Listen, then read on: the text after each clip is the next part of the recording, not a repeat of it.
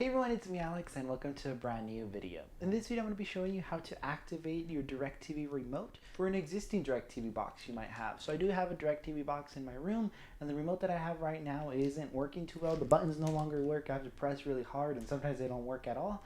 So this is a replacement remote and I'm going to be showing you how to activate it to get it working with your TV again, volume controls on and off, and if you have sound bars or receivers via IR that was connected to your old remote, to show you how to activate it here to your box again and to your devices.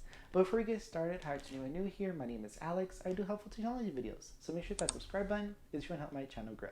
Thank you. So let's get started with the video. So the first thing we're going to do, this is a step-by-step guide, so I will be explaining everything step by step. Let's go ahead and unbox our new remote to get this all ready and insert our batteries and everything. So let me go ahead and get you a view to the table to start unboxing this remote. So here we are to unbox the remote. It does come with batteries, which is also really cool. So let's go ahead and unbox it right here, just like that. So right here is the remote. And it also comes with instructions right here and stickers. So you can use this to label whichever room it is, if it's the bedroom, bathroom, deck, family room, garage, or stuff like that, and you can paste that right here on the back. And then let's go ahead and take out our batteries. We're going to need these as well. So here we are. Here are our batteries. Let's go ahead and open these up. Right there. Oops. There's one battery. And then and the second battery right here. There we go. There we go. So let's go ahead and flip this over. And to remove the battery cover, all you need to do is remove it just like that. And then it does tell you how to insert the battery. It says it right there, plus and minus. So all you do is look at the battery right here, plus, and then down here is minus. So all you do is plug it in like so, or do it like this.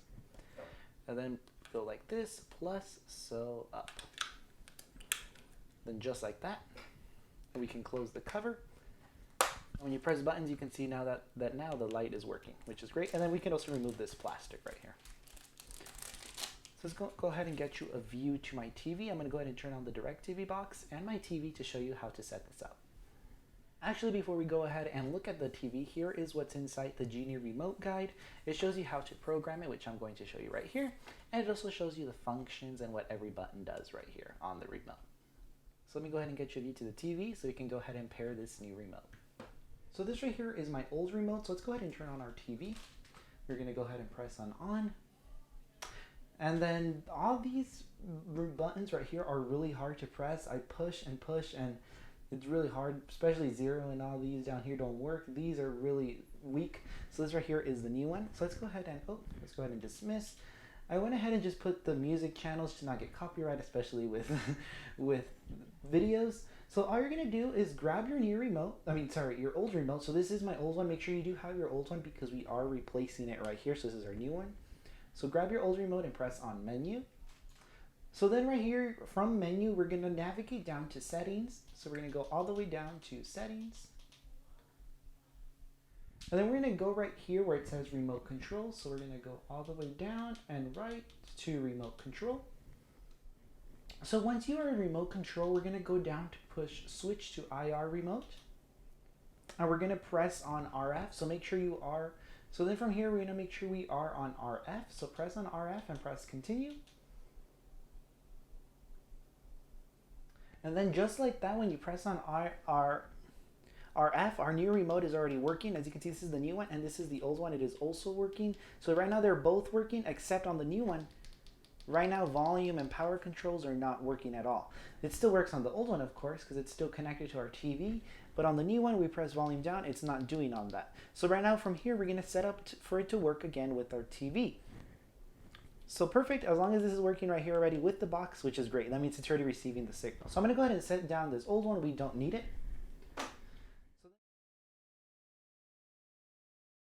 Let's go ahead and start this pairing. You'll automatically see this is the new remote and this over here is the old one. My old one, actually these buttons don't work that well anymore. I press it really hard and they barely work. Like I have to push it in like hard, and see, just softly it won't do nothing anymore.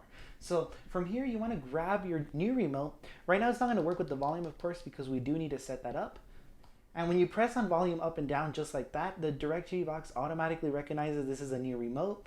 Perfect, stay on this screen, so whatever channel you're on news or stuff like that, it's okay, just press the volume up and down buttons. TV keys aren't programmed on my new one, so we're going to click on program remote.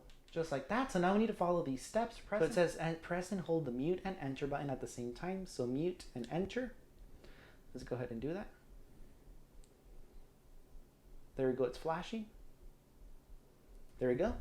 RF setup success is now successfully set up. So now this is connected to the box. Now we just need to set up our TV and audio equipment. Press on continue on the new remote. So from here, don't use your old remote at all.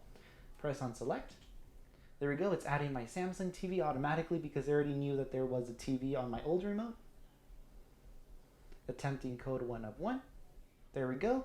So successfully, you might get a screen that might say something went wrong. I did get this a few times, but don't worry. Just press on try again. And just like this, it worked again. So now, try your volume buttons. So I guess for me, it is still not working. So don't worry, when I press on it didn't work. And it might ask you to do this. Actually, this might be better because it'll just start the setup process again as if this was your first time setting it up. So don't worry if you do get to the screen. It's really easy. You don't need an actual code to enter. Just enter the brand of your TV. So for me, it's Samsung. And then I don't know my model. You can press on that and it'll just automatically use any sensor to search for your TV. So there you go, it's attempting code and it's flashing. I did this the first time with my old remote as well, so this is very normal. There we go. So now press volume up. And there we go, the volume is working. Mute, it is all working correctly. So perfect. So now power and volume controls are now working on the new one. I'm going to press on it worked.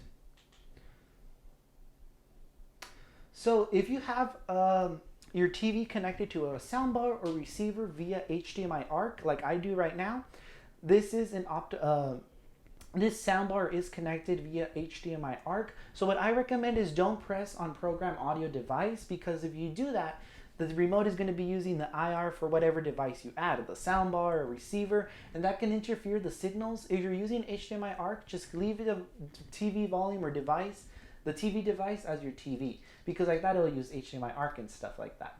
And I'm not going to add an audio device, but for example, if you have a receiver via an optical cable or an aux cable or a soundbar, please, you would go down here to program audio device, you would press on that and look for your soundbar. So, or receiver, for example, let's say Vizio, just to demonstrate. I'm not going to add this one. You would do Vizio.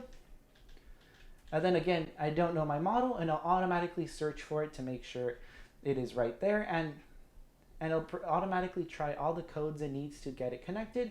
And that's pretty much it. So from here, we're going to press on done. And then there we go. We're back to our channel. So now it's working on the new remote. If I press on guide, the new guide is working. The new remote is working. As you can see, it's using the new remote. And to test, let's go ahead and turn off the TV.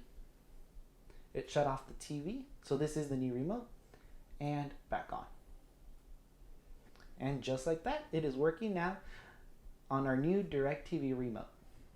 And that's pretty much it. Now our new DirecTV remote is all set up and has successfully replaced our old non-working DirecTV remote. And then once it's all paired, if you would like to use the included stickers to name your remote, you can place one of these stickers that are here, just right here, and then you'll know that this is the bedroom remote, the master bedroom remote, and etc.